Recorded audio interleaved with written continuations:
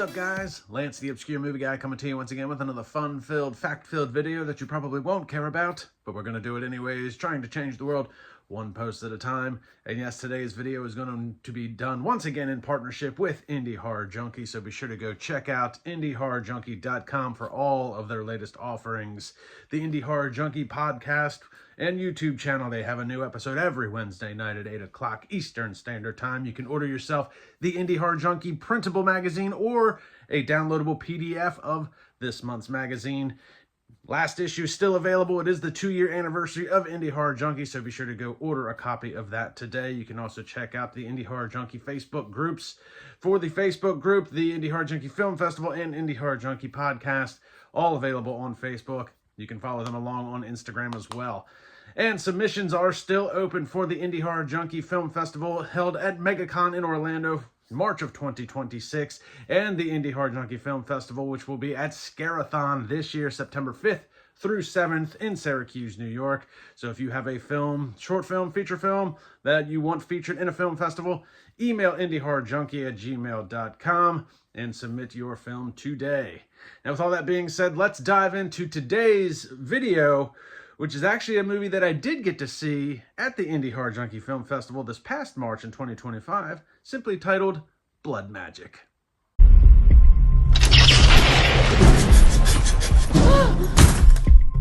So nobody here knows anybody else?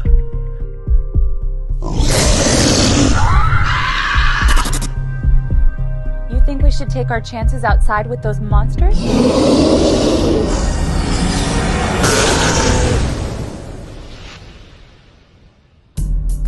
My name is Ashling. You do everything I say without question and you'll probably be fine. So what are those things outside? They're demons. Why are they here? Probably to kill all of you. What should we do? Does anyone have any beer?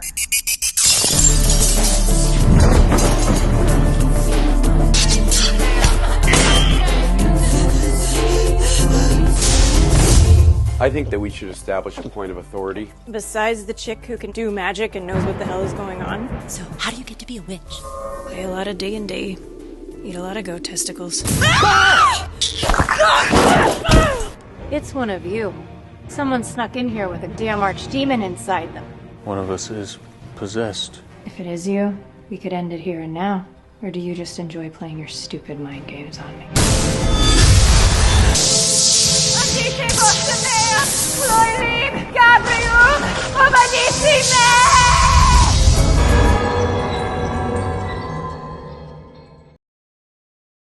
So as you can tell from the trailer, these 6 strangers get caught up in a warehouse with a wild witch as their town seems to be overrun with demons, and she is the only one that knows anything about them. Who, what, when, where, why, and how. But she's unwilling to share most of that information with these strangers because one of them might be a demon themselves who brought it upon the town and the people inside this warehouse.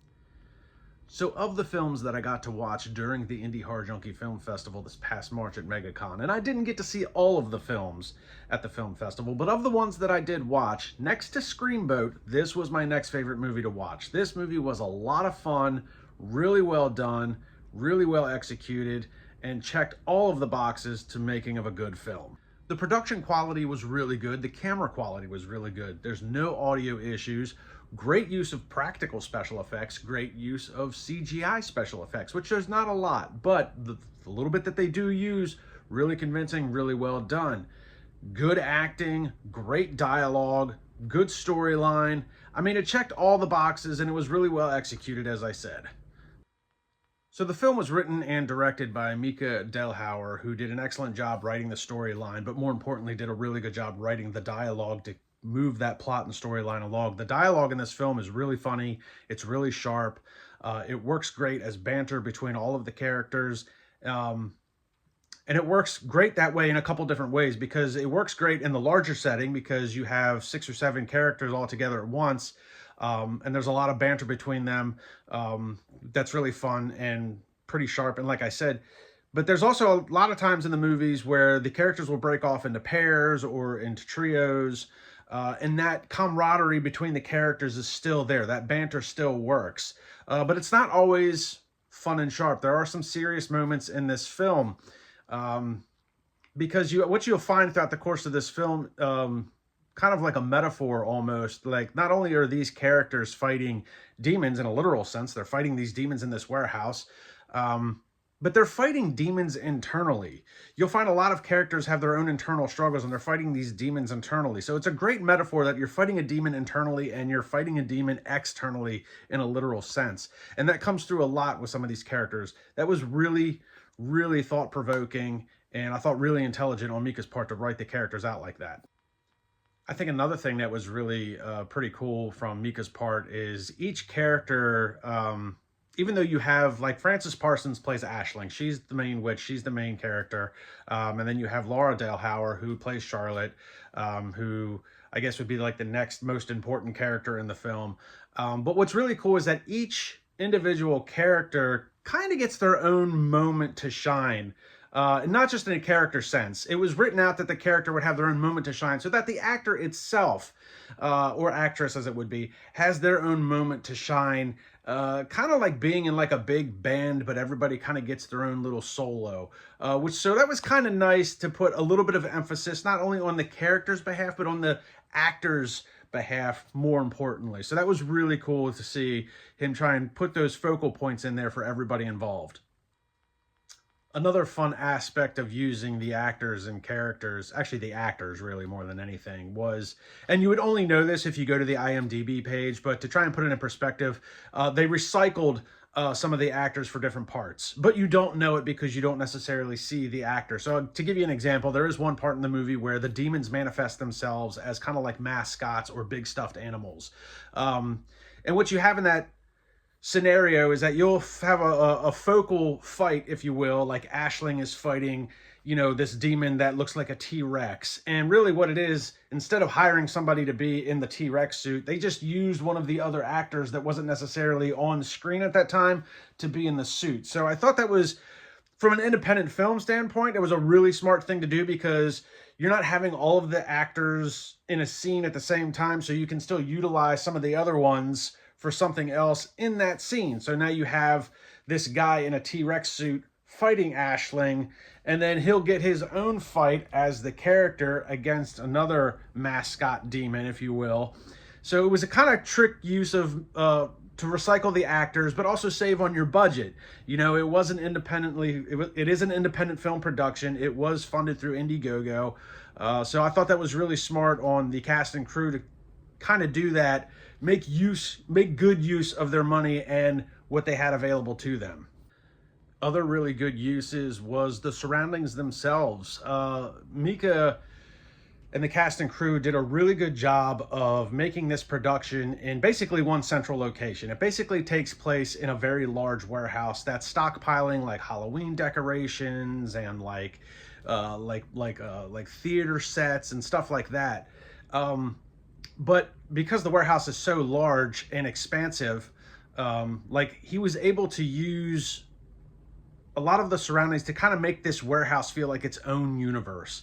When all the characters break off into different pairs, like they're all in different areas of this warehouse, and it just adds to this expansive universe that is the warehouse. And what's really cool with that is that there is a scene later in the movie where like there is a cop that is involved in this. He's one of the 6 strangers that gets stuck inside this warehouse, but the cop car's still outside. There's still a radio for communication or a shotgun, but like the way they wrote it and the way they executed it, because the warehouse feels like it's its own universe and it's this big area, like it makes it feel like the cop car is a million miles away when really it's just outside the door. But it was so well written that you feel like, man, I don't know that they're going to get to this cop car, even though it's probably 15 feet out this front door. I don't think they can get there and back. It's too much of a journey. There's too much at risk. And I thought that was really well done. It was a really good use of the surrounding area. And again, working with what you have available to you with limited funds, perfectly executed in that sense. Now, because of the writing and dialogue, this film works well in a comedic aspect because of the banter and the camaraderie between the characters. However, it is a horror comedy, so there are a lot of horror aspects of this film as well. There is definitely some blood and gore. There is also some typical horror tropes that you'll run into throughout the course of this film, but they were done with intent. You can tell when you're watching that it was done intentionally to be that way. There's also some interesting uses of what I would call like a half trope. There's a particular scene in the film where it's a garage door scene, that partially opens, demons trying to get in. And I say a half trope because half of it you're like, okay, I've seen this trick before. I can kind of tell what's coming. And when you get to that part where you're like, oh, I know what's coming next, there's a little bit of a twist. So they only use half of the trope, twist it up a little bit to try and keep you on your toes. So I thought that was pretty cool as well. Now, part of those half tropes is also the use of the lighting in this film. The use of the lighting in this film was really interesting because oftentimes lighting is used to try and like set the mood as like the lighting's getting darker, so you're kind of in a darker part of the movie or something sinister is going to happen. But the lighting in this movie is almost the polar opposite. The lighting in this movie almost gives you a false sense of security because you'll be in a room and it's bright and things have calmed down and there's light and you can see everything. And then bam, another twist. Kind of a half trope thing I was talking about. There's another twist where things aren't always what they seem to be. So the lighting in this film was really good. And it also was used, interestingly enough, like I talked earlier with the expansiveness of the warehouse. So in some instances, you have lighting that is concentrating on one part of this warehouse to make it the focal point while everything else kind of drowns out. And collectively throughout the course of that film, it just builds on that kind of, warehouse universe experience. And I thought that was really well done. Another really cool thing with the writing in this film is the lore and the storyline in and of itself. You have Frances Parsons, as I said earlier, plays Ashling, who is a witch, but she's definitely not like a witch with the pointy hat and cast your typical spells. She's a witch that seems to work best when drunk, which I'm okay with that. But it was really cool. Not only is she not like your typical witch, and that character was well written, but the lore, the witch lore, and like the history of that we know of witchcraft was done.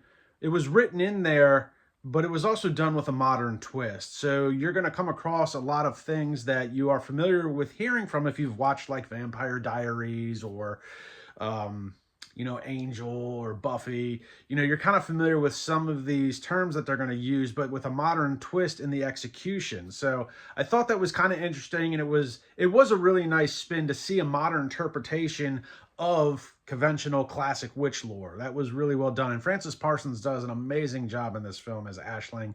She was definitely the star of the show, and that's not really to take anything away from all of the other actors because everybody else did a really good job as well. I did say Laura Delhauer played Charlotte. She had a really good scene where she broke down, the character did-wise, and just both did a really good job. But Frances Parsons, she was exceptional in this film. And like I said, everybody involved did a really good job. A couple other key actors, Alan Kalanovich, and if I'm saying that wrong, I'm sorry, but he played Dolan. He was a really good character. He was kind of the most level-headed of the bunch, tried to keep everybody together, keep them from fighting with each other, was kind of always the voice of reason. And then Joe Salling played Seth, who was the police officer. He had a really interesting scene where he seems to have a mental breakdown. As I said, a lot of these characters are fighting demons internally and externally. And when he has to fight his demon internally, you really get a sense of what this guy is going through, a sense of dread, not going to be the man that he's supposed to be. And I think that's what he's going through, I think, is relatable for a lot of guys, especially maybe people in power, that they kind of feel like they shouldn't be in power. So really well done. Natalie Bryson as Harper. She was also a bit of a firecracker throughout the course of the film. So she did a really nice job. So everybody involved, like I said, this film was very well written, very well executed. Really just, I don't have a whole lot of complaints about this film. My one complaint with this film, honestly, would be that I did feel it ran a little long. Now, part of the reason why it ran long is because each character, as I said earlier, did kind of get their own focal point, where each character and actor got their own moment to shine throughout the course of the film. And I wouldn't want to take away from those moments, not just for the actor standpoint, but for the character standpoint. They were important plot points to the film. So the only thing I would say to maybe try and not drag this out as long as it did was maybe tighten up some of the transitional scenes, going from one scene to another. Even if you only had to dial them back maybe by 15 seconds, 30 seconds, it would cut down the time a little bit, and it would keep the pacing moving along at a more consistent rate. The movie starts off really, really strong. The pacing is really good. The second act does lag a little bit because there is a little bit more mystery involved with what's going on as the group of strangers tries to figure out the answers to all their questions: who, what, when, where, why, and especially what is going on. Why are we fighting these demons? What are they? So the second act does lag a little bit in the pacing department, but that's also where a lot of the character development begins as well. So it's kind of a fine line to have that much character development and keep the pacing moving along at a relatively consistent base, especially from where you started. Realistically, though, that's my only main complaint with this film, and it's not even that big of a deal because the movie itself is so good, especially if you're into character development. It's a good movie to watch for that. Now, I am sad to say, at the time of this recording, this film is currently not available. It is being shopped around in hopes that it will get some sort of distribution, and I'm really surprised that they haven't managed to find somebody to distribute this film. So Mika started doing this whole project back in 2020. It started with an Indiegogo campaign. They did the filming, they've done the post-production, and here it is. We're now into 2025, and unfortunately this film is not out anywhere to watch just yet, which I'm really surprised at. Now, I know Mika's been in talks with some places. I don't know who he's talked to, but I'm hoping that he'll be able to strike a deal to get this thing out to the general public. I know Bayview Entertainment's been a really good source lately for some low budget independent films.